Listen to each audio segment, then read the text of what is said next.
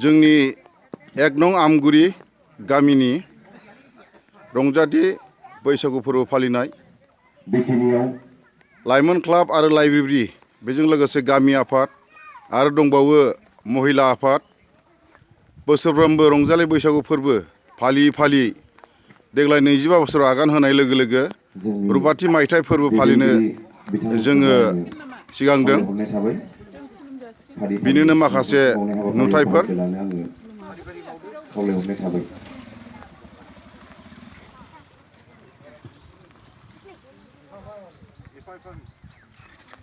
Gate बेखेवनाया जाखांबाय फिरफिला बिरहोनाय हाबाफारि बेजों लोगोसे मुंख्लंफोरनो बिबार बावनाय हाबाफारि सोलिगासिनो दङ। हाबाफारिखौ लादों गेलेनाय आयदानि आरो थुनलाइ आयदानि बादायलायनायफोर दङ। बैसागु बोथोर हिसाबै रंजानाय मोसानाय दामनाय देनाय बेफोर हाबाफारिया मोनसेनि उनाव मोनसे लासैनो जाफुंलांगोन।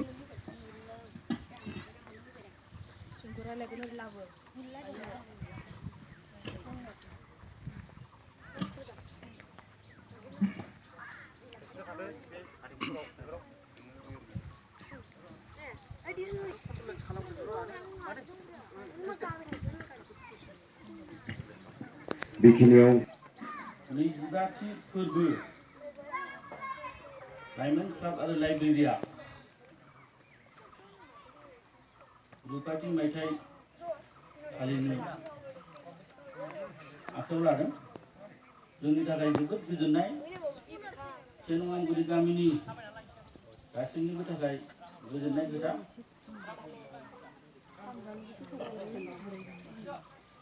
आं गोलाव बुंनो साना समनि आंखाल।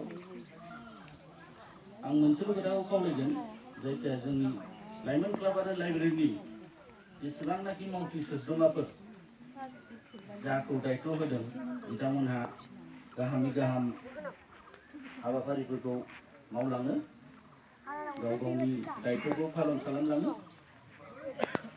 जोंनि 25थि रुपाथि फोरबो फालिनाया मोजाङै मोजां साक्सेस जालाङो। आं बेखौनो खावलायो लाइमोन क्लाब आरो लाइब्रेरिनि मावथि सोद्रोमानिसिम। बेखिनिखौ जोंनिनो लाइमोन क्लाब आरो लाइब्रेरिनि अरायथा आफादगिरि माननीय गोनां